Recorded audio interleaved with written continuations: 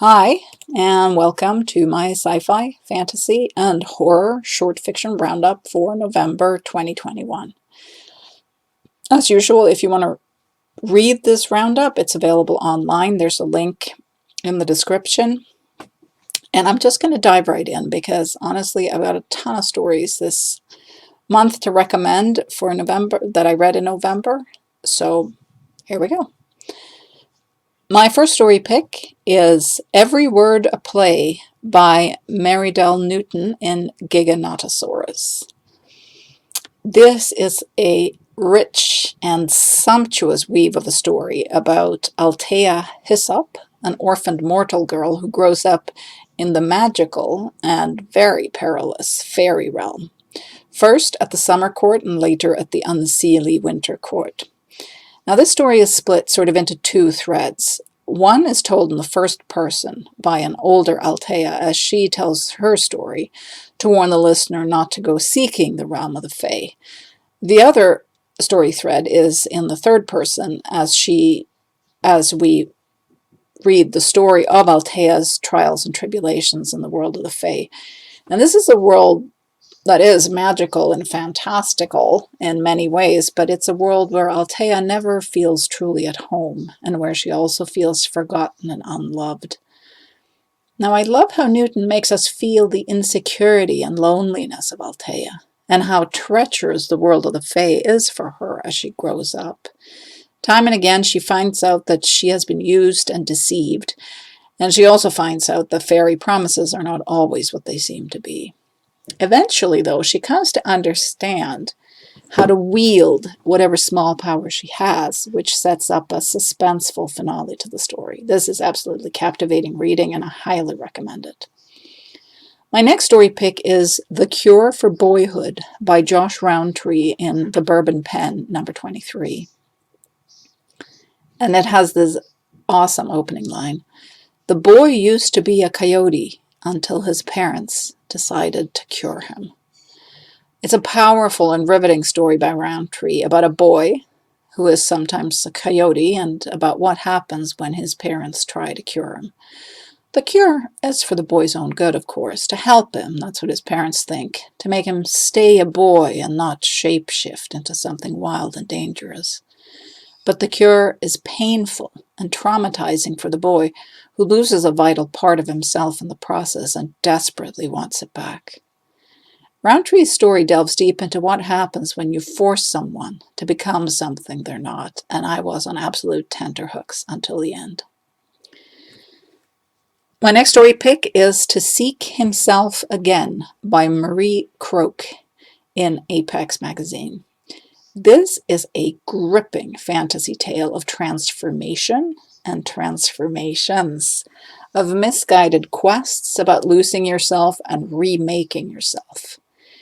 The main character is Kiba. Kiba trades in parts of bodies, parts of creatures, for those who seek to change themselves by adding these new parts, borrowed or traded or taken from others.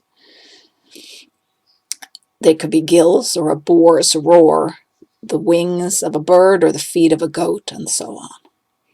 Kiba is very much remade, and most everyone in this world has remade themselves with new parts, but one day a very strange and forbidding woman comes seeking Kiba's services. She is unchanged, having never altered her body, and she's on a quest to fix the world, to make it go back to the way she believes it's supposed to be, a world where everyone is the way they were originally made. What follows is a quest to save the world, according to the woman, but to Kiba, it's a distressing state of affairs. I love the finely drawn characters in the story, and I love how Croak plays around with the fantasy tropes like quests and purity and righteousness. And I love how she finds a new ending beyond the end of the quest. My next story pick is From the Ashes Flew the Ladybug by Alexandra Sadel in The Deadlands. What a knockout of a story. I cannot recommend this highly enough. Just please go read this.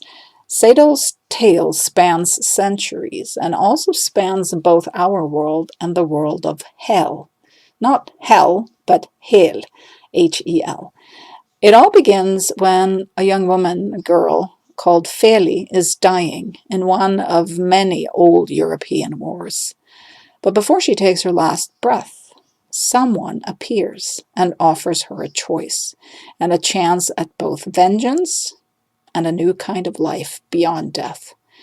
What follows after that is a rich and nuanced story about life and death, about pain and creativity, and about what we are willing and able to do in order to go on, and also about the heavy memories many people carry with them through life. I love how this story shifts and twists the tropes about making deals with the devil, and I love the way it explores the joy and pain of love and art and friendship.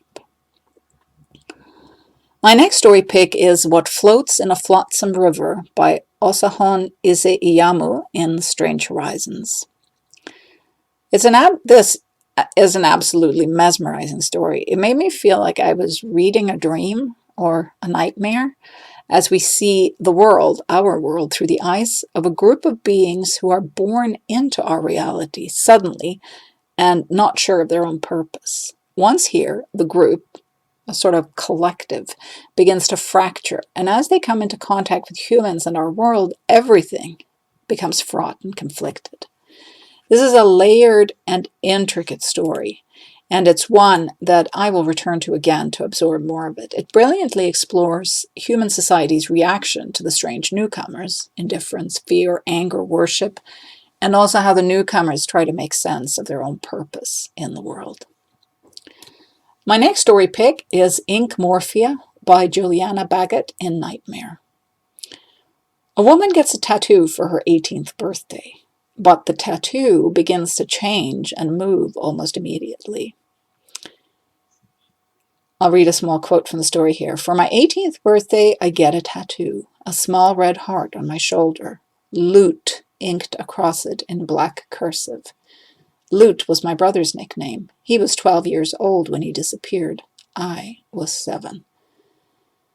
Now what happens next is that this tattoo begins to change and move.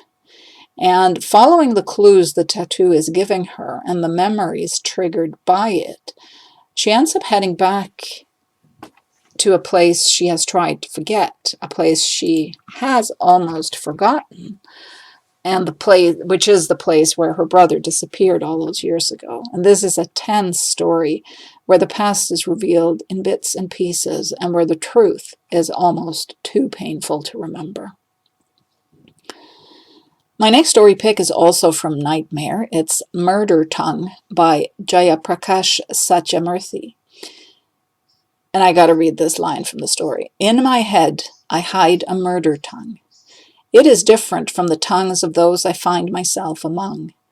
If I were to utter a word with it, there would be murder, and I have not discovered whose. As you can tell from that line, it's a dark and evocative story about the threat and pain and power of another language, a mysterious language that you cannot speak because of the danger inherent in using it. And I'm going to quote Satyamurthy on his thoughts behind the story as he wrote it. The question, what's your mother tongue, is forever being asked in India. In a country divided into linguistic territories, it's a deeply significant question.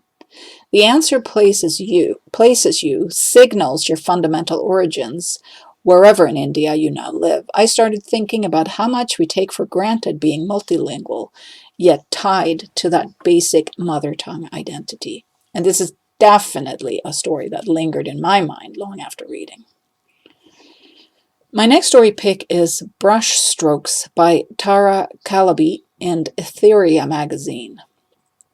This is a story about Violet, who is trying to find her footing in the world after her girlfriend left her, but she's having a hard time, and even her friends seem to be getting tired of her sadness. Then one day she takes one of them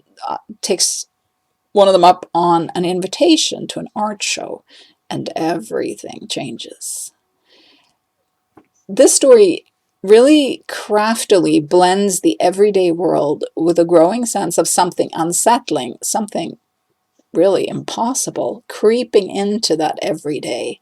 And I just love it, and I love the conclusion. Now, Etheria is a new, very intriguing Australian speculative fiction magazine, and you can purchase both individual issues and subscriptions on their website. My next story pick is Deep in the Gardener's Barrow by Toby Ogundaran in Beneath Ceaseless Skies. Horror and fantasy woven together with a fairy tale. Oh, I love everything about that. This is a riveting story full of terrifying trees and a menacing forest. There are traces of Hansel and Gretel here, but Ogundaran spins that tale into something entirely different. Yes, there are children lost in the woods, there is a witch, but this world is even more treacherous than the world of Hansel and Gretel, and defeating the evil that lurks in this forest will require a lot more than shoving a witch into an oven. My next story pick is Small Monsters by E. Lily Yu at Tor.com. This is a profoundly unsettling and rather harrowing, yet in the end, gentle story, as strange as that may seem, about a very small monster. It's both raw and gentle. I don't know how she manages to mix those two, but she does. It's about a very small monster that comes into the world only to be partially devoured again and again by its parent. Once the small monster finds a way to leave its home, it only finds more pain and abuse at the claws and teeth of other beings. There is cruelty in the story and violence, but Yu also gives us a story where redemption is found not in a heroic battle, but in the stubborn will to survive and in the quiet struggles to find a way to persevere, to find a way of living that is better for you, even when everyone and everything seems out to hurt you.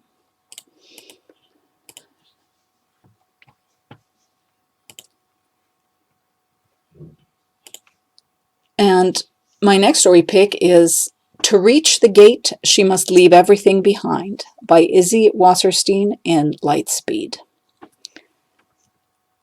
I am just going to say this. If you've read C.S. Lewis's Narnia books, and if you had, and maybe still have, some issues with what happened to Susan Pevensey in the end, well, then I think you might really enjoy this short story by Izzy Wasserstein. I love how this story gives us Susan's perspective on what happened to her in Narnia and afterwards. And I love how this story allows her to find a new ending for herself beyond the one dictated by others. While you're at it, you should also read Izzy's glorious, devastating, and heart-rending story about magic, friendship, and resistance called This Shattered Vessel Which Holds Only Grief in Apex. Okay, my next story pick is also from Lightspeed. It's Space Pirate Queen of the 10 Billion Utopias by Ellie Banks. And I have to read the opening of this story because it's just so good. Ursa Major got right the fuck out of our universe on the very afternoon she learned there were other options. It was the lucky break of her life that she just happened to be there, a short sprint from one of those points where the alien ether train briefly punched through into our world. A multi-dimensional mechanical worm intersecting our reality as a rush of vaguely boxcar-like shapes strung between entry and exit portals, 30-odd feet above one suburb or another, a cornfield, a strip mall, a stadium. Now that is one hell of an opening paragraph, and this story lives up to the promise of that opening. It's raucous, it's funny, and it's absolutely riveting as we follow Ursa Major on her adventures on the ether train and elsewhere. She becomes a pirate queen, she falls in love, and she starts to realize that Earth is different than most other worlds because it is not a utopia at all. It's a feisty, fiery, fantastic story from start to finish. My next story is my third story from Lightspeed. This is Those Who Went by E. Catherine Tobler. This is a gorgeously wrought science fiction story about spacefarers who left a fading, dying Earth and are headed out far off into the unknown to find a new world. It's a lyrical, piercing story about what you leave behind, what you bring with you, and what you might find in a new world and about the reasons for leaving. It made me feel that same kind of wistful sadness mixed with wonder that I get from some of Ray Bradbury's short stories. My next story pick is Not Quite What We're Looking For Right Now by Gianna Bianchi in Fireside. Now, this story uses the form of a rejection letter to an author, and it makes wonderful use of that specific form while also telling a tale of horror. In fact, the story so closely mimics an actual rejection letter that some people who subscribe to story updates from Fireside and received this in their email inbox thought it was a real rejection letter. They sent out a clarification and apology. And as painful as, getting a rejection letter in your inbox is, I do love stories that make good use of a specific format like this. My next story is also from Fireside. It's Small Town Spirit by Frances Rowett. This is many things. It's lovely, it's whimsical, and it's unsettling. And it's a story about a nice small town full of nice people who just want to keep the town nice and small and unchanged, and where nothing bad is supposed to happen and nothing much is supposed to change until it does. Now, Rowett tells the story with a gentle sense of humor and an undercurrent of something much darker tugging at the edges. My next story pick is Licking Roadkill by Richard Dansky in Pseudopod, narrated by Trendane Sparks. Now, this is a beautifully crafted horror tale where the true shape of the horror lurks just below the surface, beneath the words that are said and unsaid. Jerry has gone to bail out Cole, his brother-in-law. Now, Cole's been arrested for, among other things, licking roadkill off the highway, but his list of fuck-ups and sins goes further and deeper than that: booze, drugs, other indiscretions. As the two men head out in Jerry's truck, their conversation spins out a family drama that is both dark and fraught. I love how Dansky deftly manages to capture the horror without ever speaking its name out loud. My next story pick is If Trans, Then Mogify by Haley Piper in Cast of Wonders, and it's narrated by Julia Hawkes-Reed. In this story, we meet Rosalind. Rosalind, all she wants to do is use the bathroom and get back to her date. But another woman has decided that Rosalind shouldn't be allowed in the ladies' room at all. And what follows is a confrontation that portrays in quite harrowing fashion the invasive scrutiny and harassment trans people are often faced with in public spaces, especially thinking about the whole hysteria surrounding washrooms. Now, gloriously, Piper turns everything up a notch when a frustrated Rosalind, at her wit's end, starts using her coding skills on an invisible keyboard, and well, things get stranger and stranger and just so excellent from there. A powerful story about harassment and resistance with a wicked sense of humor. My next story pick is The Death Haiku of the Azure 5 by L. Chan in Clarkesworld. This is a science fiction story about a war started by humans but mostly carried out by the mass-produced AIs humans have built. Chan delves deep into what the AIs themselves might be thinking about such a war, how they might feel about their tasks and their orders, and how they might react when they go to war and have to destroy other AIs in order to protect human beings. It's a lyrical piece, and it actually weaves poetry in the form of haikus into the deepest thought processes of each AI we encounter. The prose is mesmerizing, and the way everything comes together in the end is a thing of beauty. My next story pick is The Dog Who Buried the Sea by Andy Oldfield in Flash Fiction Online. And I'm going to read the opening. Remember the bone man and the bone dog. Remember the gifts that can't come unexpected. And always remember that those good days may come again when the beaks of jackdaw, chough, and rook, of magpie, jay, crow, and raven never go hungry.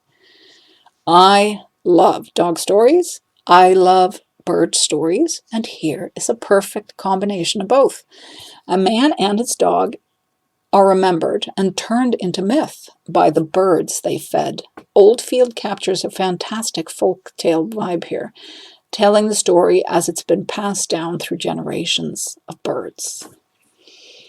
My next story pick is also from Flash Fiction Online. It's The Days on Europa Were Long by Kyle Richardson. Now, Richardson hits a lot of my sweet spots with this story. First of all, it's set on Europa, which is one of my favorite moons. And it follows a young woman who isn't really a young woman. This is another one of my favorite sci-fi tropes. And she arrives to help a rather cranky and possibly grieving Mr. Shorn do the hard work of terraforming. It's a quiet but resonant science fiction story, and I love every beat of its heart. My next story pick is My Mother's Samosas by Malavika Prasid in Koryo. The theme for this new issue of Koryo magazine is food. And wow, does it ever deliver the goods. This story is both delicious, deeply sad, and darkly funny. It's about a girl who grows up having a complicated and conflicted relationship with her mother. In the daughter's eyes, something is not right with her mother. And something is not right with the relationship between her parents either. The daughter comes to believe that her mother's samosas have properties that go beyond just taste. And when an old acquaintance of her mother's makes an appearance, her suspicions seem to be confirmed. But what is the true nature of the magic, and can the daughter use it to her advantage? I love how this story explores the idea of subtle, everyday magic. And I also love the incisive look at how strange the world might seem to a child when they try to work out how relationships between grown-ups work. My next story pick, also from Koryo, is Sorry We Missed You by Julie Riddle. This is an absolutely delightful, life-affirming science fiction story about a small family that runs a kind of food truck in space called the Flying Potato, serving all sorts of wonderful potato-based dishes to people all over the solar system. When they receive word that grandmother on Earth is not doing well, they head there as fast as they can, but they have to make food at every stop on the way in order to make a living. It's a wonderful slice of space life story, vibrant with rich details about food and family and the bonds that keep people together, even when they're very far apart. My next story pick is Rat Tail Tea and Buttermilk Biscuits by R.P. Sand in Constellation magazine. This is a hugely enjoyable epistolary story written as a letter from one witch to another, detailing the acrimonious one-upmanship that is triggered when a witch called Isabeth moves into the small town where the witch Portia Wimbleduck has chosen to retire, resulting in aggressive outgifting. It's available to read in both English and Spanish, just like all the stories in Constellation magazine. My next story is also from Constellation. It's The Chicken Line by Jendai Brooks Flemister. In the story, a group of people are lining up to collect their chicken order from a farmer. Some of them are ordered ahead, others are there to get what they can, and everyone is nervous that there won't be enough to go around.